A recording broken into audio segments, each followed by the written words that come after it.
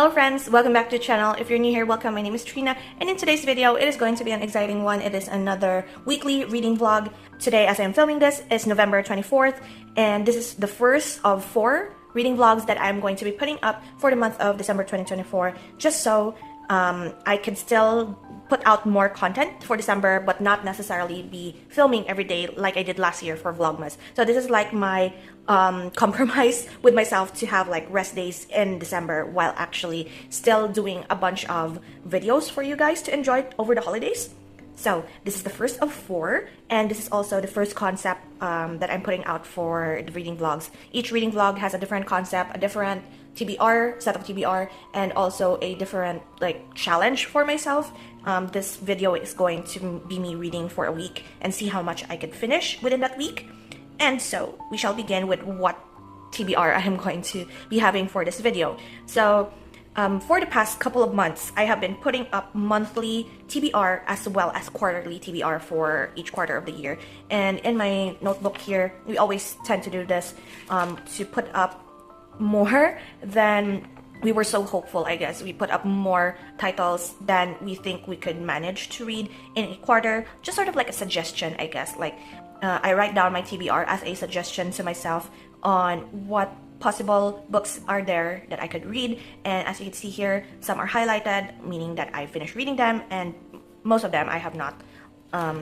For like the monthlies, as you can see here, there are books that have ratings, but some don't have, meaning I haven't read them. And so I took a few hours of my day to comb my TBR list all through in this reading journal of mine.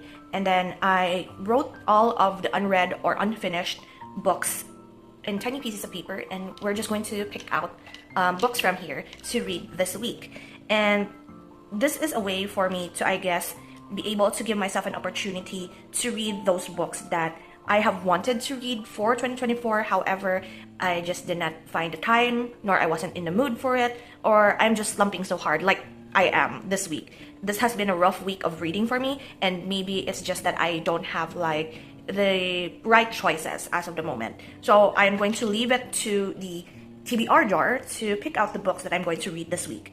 Hopefully I'm able to finish a bunch, but based on what happened so far this week, it's going to be a win, I guess, if I am able to read 3 books in this whole set of TBR. So we're going to pull books from here, and we're just going to read them for the whole week. So I'm going to put my notebook to the side here, and we're just going to pick out 3 books. For the moment, I'm going to pick out 3, just an initial set of books that you will expect me to read. And if I don't have the motivation to read that particular book, then I'm going to skip it. I am giving myself opportunity to skip just once in this video. But the initial 3, we'll just see. I'll just pick out, because there is like Sherlock Holmes in here, and I don't think I'm able to finish Sherlock Holmes in 1 week. Like, I think I did manage to not include longer books in here, just so that I know that I'm able to finish them in a week's time. So we're going to pick out the first one. I actually wanted to color code it, like based on what quarter of the year I put them on the TBR, but I ended up forgetting what the color coding system is. So we're just going to go in this as blind as I can. I tend to not remember anything at all for the past couple of weeks. So yeah, that's for me. So this is the first one, the first book that we're reading, One Dark Window, Quarter 4 TBR. So I wrote the title of the book and then what quarter or what month that TBR is a part of. This is okay because we are in quarter 4, and this is actually one of the books that I did not include in my November TBR, but it's meant to be, I guess. Next one, we're just going to pick another color, just so I believe if I'm doing this correctly, all of the green ones are from my quarter 4 TBR, I guess. I don't know if I mixed it up or not, but it has been a while since I wrote these titles. The Lying Room, June 2024 TBR. I believe The Lying Room was supposed to be like multiple perspective or multiple author prompt of mine from June. Then the last one, let's pick a yellow. I'm gonna pick a yellow. Let's yellow. Starling House from quarter 2 of 2024. So these are the 3 that we're beginning with. I'm already actually looking forward to One Dark Window because I have heard so much good things about it, and it is part of my quarter 4 TBR. So maybe I'm going to start with One Dark Window and then we'll pick out one of the two once I've finished that book. I'm opening Goodreads right now so that we could check the synopsis. One Dark Window is the first book in a duology, The Shepherd King by Rachel Gillig.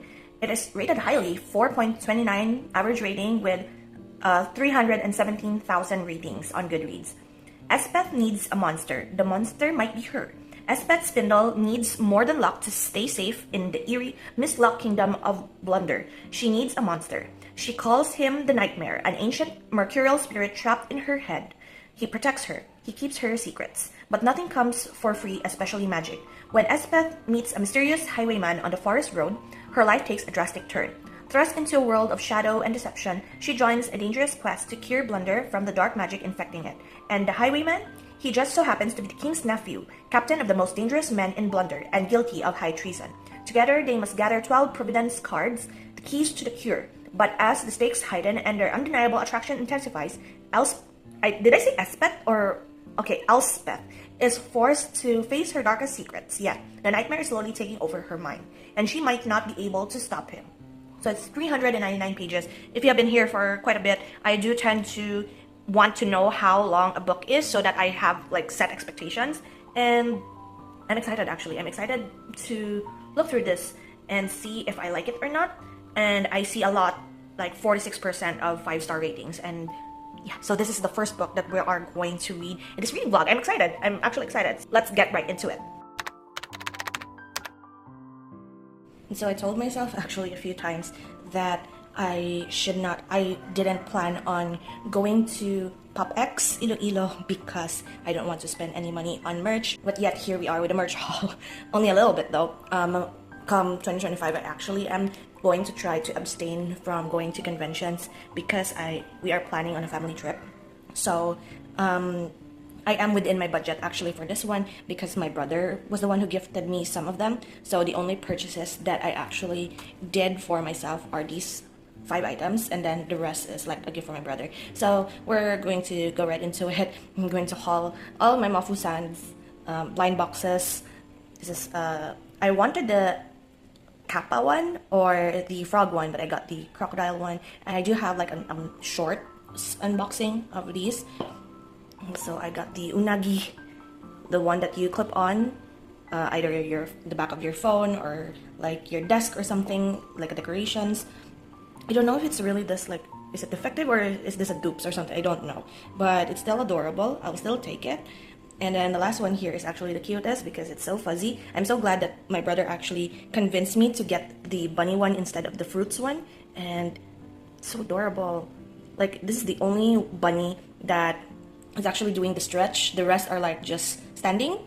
So I am believing that this is the rarer one of the set.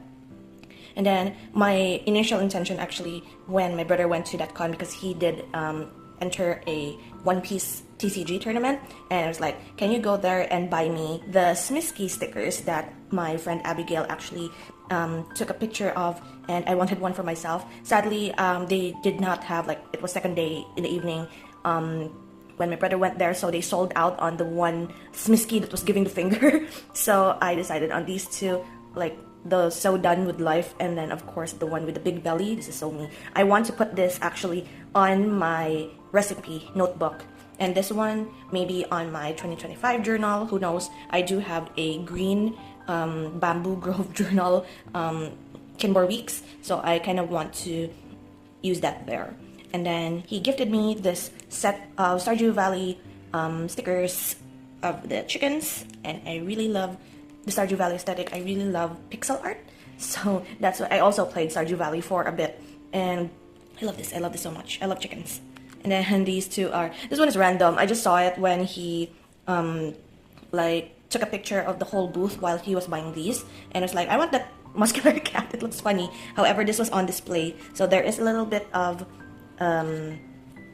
damage here because it was stuck with a, what do you call this, a pin on the board. And like, I don't mind, it's still usable. And then I don't know if this is a freebie or not, but it's a cinnamon roll, chibi cinnamon roll, and that is the haul. It's such a short haul. It's not my usual. I remember last year and the year before when I was going to conventions like on a non-stop basis, I tend to spend around 3 to 4,000 pesos on just merch.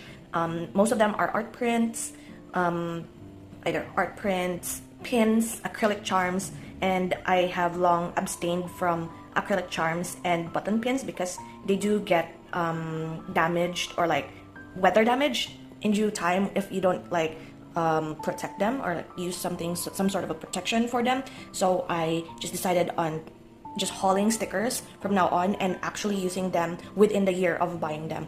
And my goal for 2025 actually is that if ever I'm going to buy merch from a convention, I only am allowed 500 pesos or below. And my total for this whole thing, except the ones that my brother actually gave me, like these three, my total is 485 pesos. So I am that close. This blind boxes are expensive, so I understand that I reached that point, but this is good. This is a good start. This is me trying to manage my budget when it comes to merch hauls, and yeah, it's super cool. Anyway, update on our actual reading vlog. This is a reading vlog that I inserted a merch haul in, but updates to the reading vlog. I am at around, let's say, 45% of One Dark Window, and I'm enjoying it so far. It kind of reminds me of another anime I've been talking about, like the similar anime that I've watched to the books that I've read, like plot-wise. But I have watched High Card, which is an anime that I was super excited about when it was pitched and released. However, once I get to watch the story and the whole scenes unfold, it kind of a bit underwhelming, if I'm perfectly honest. But I still enjoy the concept. Which reminds me also of the concept in One Dark Window, wherein cards are used as powers for their wielders. Although this is like more sinister because there is a drawback. Like there is a price to pay for the magic in this world. This world was like plagued with a disease that gives children who are affected with magic, and the kingdom does not want that, so they executed all of the children that manifested magic except for like, of course, the main character and some other that have been hidden.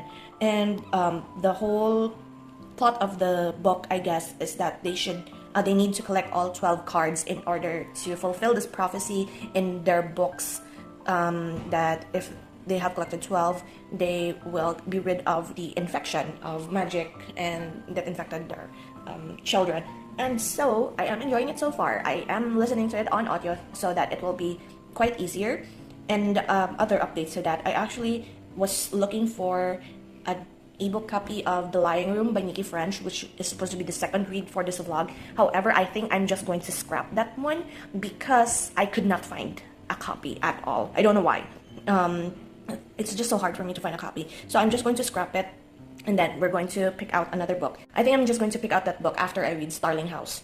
That's the plan for now. So yeah, I will update more once I finish One Dark Window and see how much I rate it. But so far, for me at least, it is more or less a 4-star.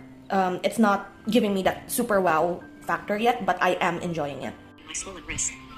Does that happen often? Yes, after I regained a wit of color. Walking in your snow. My voice pitched. My breath shallow, not even. The boy, the gesture.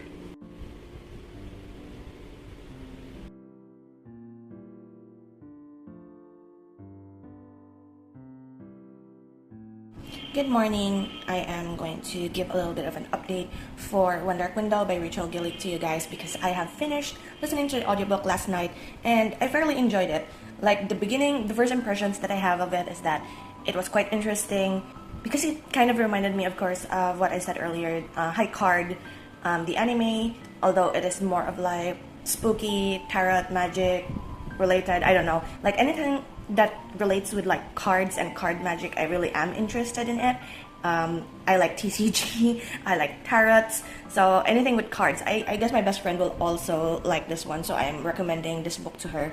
But the funny thing that I experienced last night is that I don't know why I blanked at this, but you know those moments wherein I was in the room with my parents and I did not put on earphones or headphones or whatever while listening to the audiobook because I was not feeling using any headphones.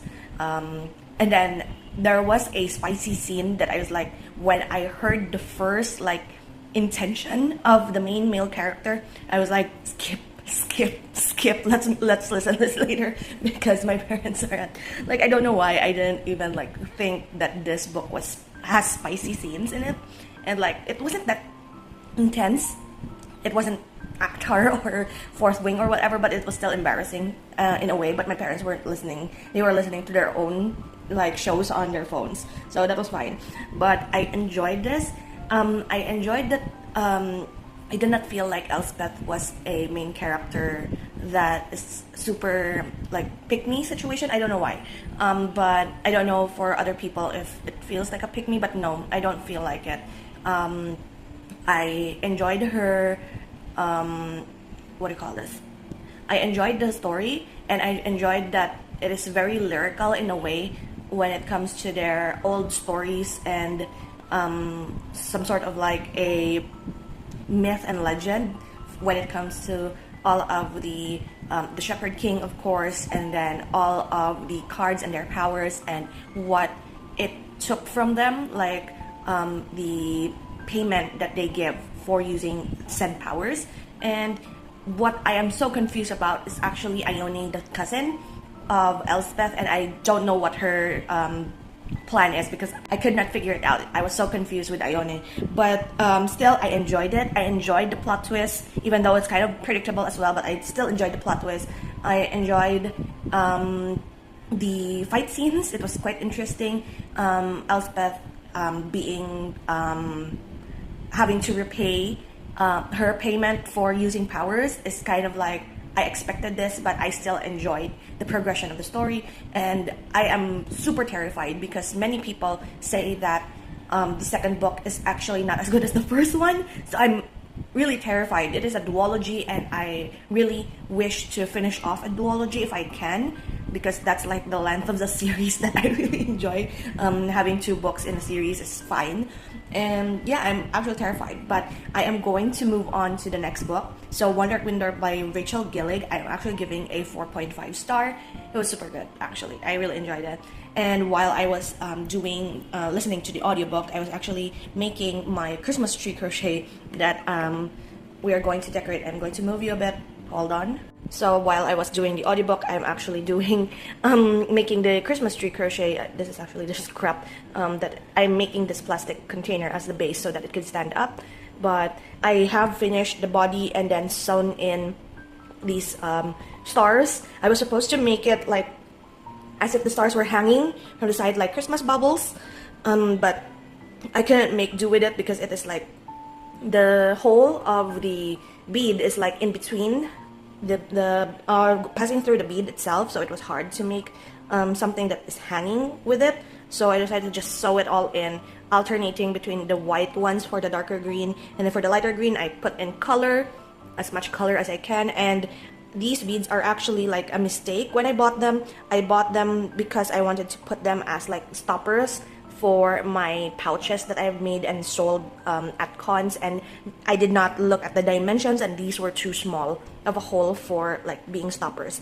So at first I was like, maybe I should just give this to a friend of mine that makes the Taylor Swift friendship bracelets, like just an accent at the end of the bracelet or something. However, she already attended her Eras tour and finished, and I wasn't able to give it to her, and I just kept this in the craft drawer, and I ended up getting use out of it probably how many 10 months later. So it's actually kind of adorable. I only needed to crochet the star at the top, and then this is going on display on the store, and I'm excited. This looks super cute.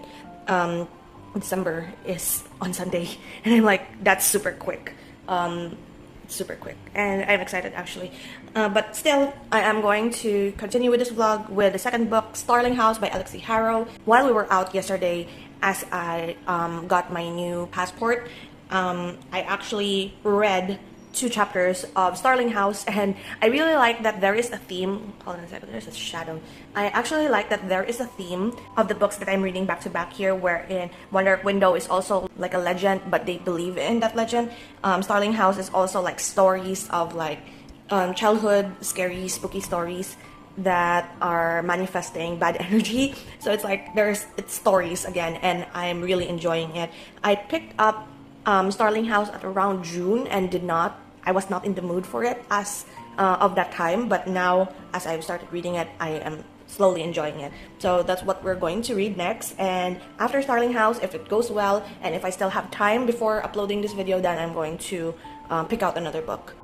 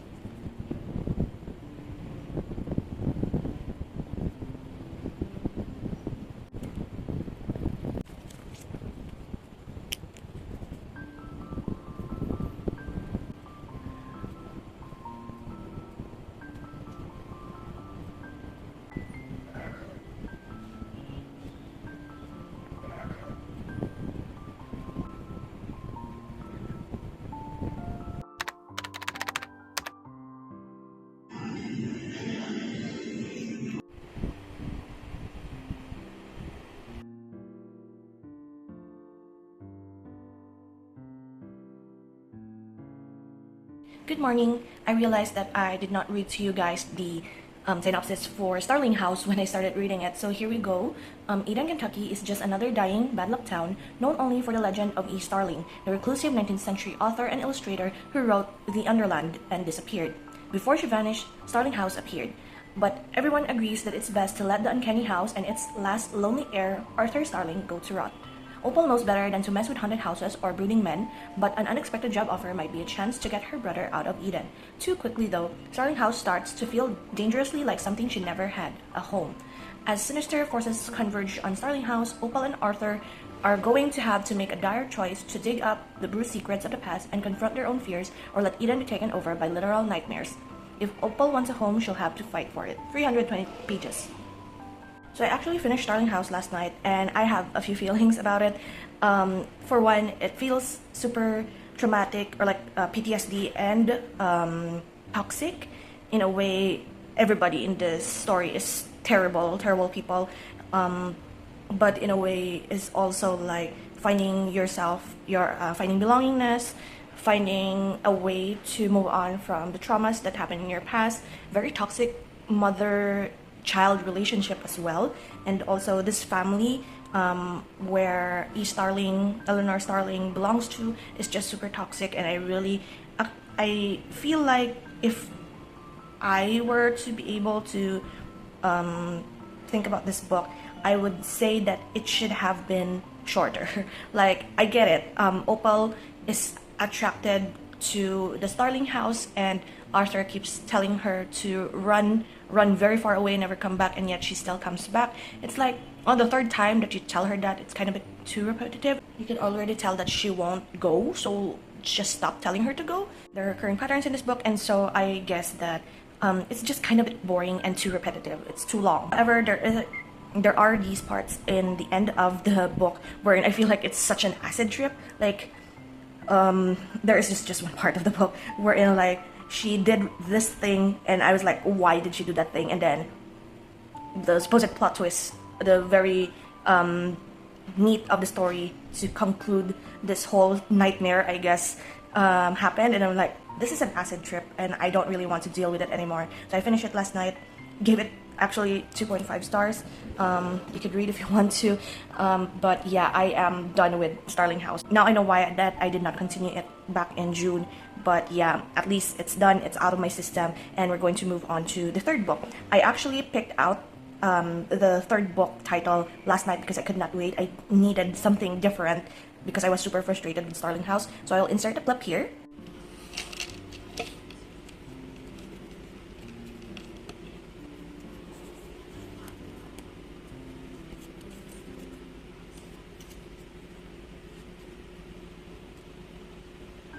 And what I picked out was The Warm Hands of Ghosts by Catherine Arden. This was back in May. I think May 17th was my Goodreads when I put it on hold.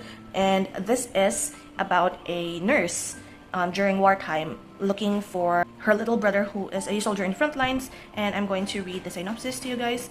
During the Great War, a combat nurse searches for her brother believed dead in the trenches despite eerie signs that suggest otherwise. January 1918, Laura Ivan was a reserve field nurse until she was wounded and discharged from the medical corps, leaving behind a brother still fighting in Flanders.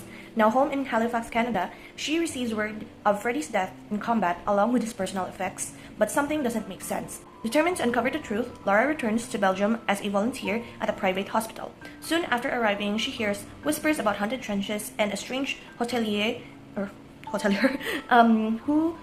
whose wine gives soldiers the gift of oblivion. Could Freddie have escaped the battlefield only to fall prey to something or someone else? November 1917. Freddie Ivan awakes after an explosion to find himself trapped in an overturned pillbox with a wounded enemy soldier, a German by the name of Hans Winter. Against all odds, the two men formed an alliance and succeeded in clawing their way out. Unable to bear the thoughts of returning to the killing fields, especially on opposite sides, they take refuge with a mysterious man who seemed to have power to make hellscape of the trenches disappear. As shells rain down on Flanders and ghosts move among those yet living, Laura's and Freddie's deepest traumas are reawakened. Now they must decide whether their world is worth salvaging or better left behind entirely. 325 pages. Now, to me, this feels like a coincidence to have pulled 3 books that are related to like past traumas, and also like sinister or ghosty beings that are in your mind. One Dark Window has the nightmare in her mind. Starling House has the main character having Starling House and the monsters of Eleanor Starling in her mind. And then The Warm Hands of Ghosts is like seances and ghosts leading Laura to her little brother. And in a way, I think I really do have like an interest when it comes to books. That's why I have like very similar themes.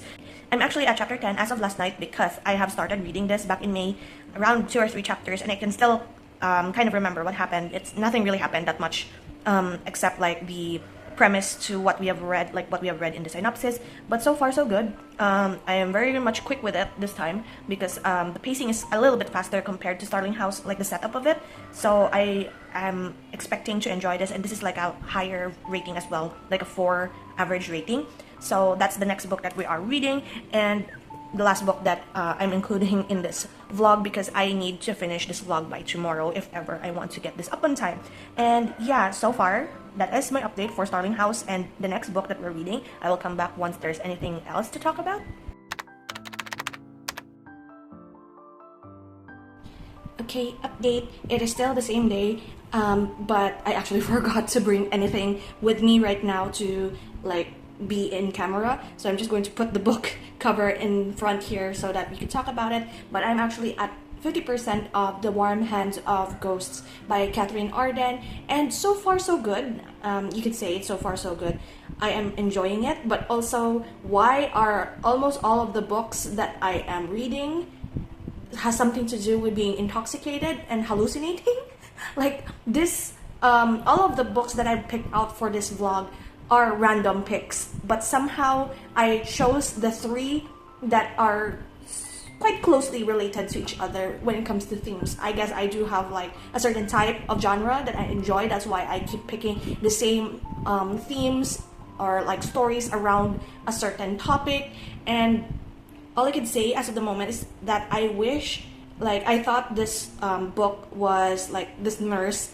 First of all, the main character Laura is looking for her little brother who is in the front line, a soldier in the front line, because his personal belongings has been shipped back to her, but like they don't have a body, so she does not believe that he is dead yet. And because of the seance that she participated in, she is led to believe that her little brother is still alive.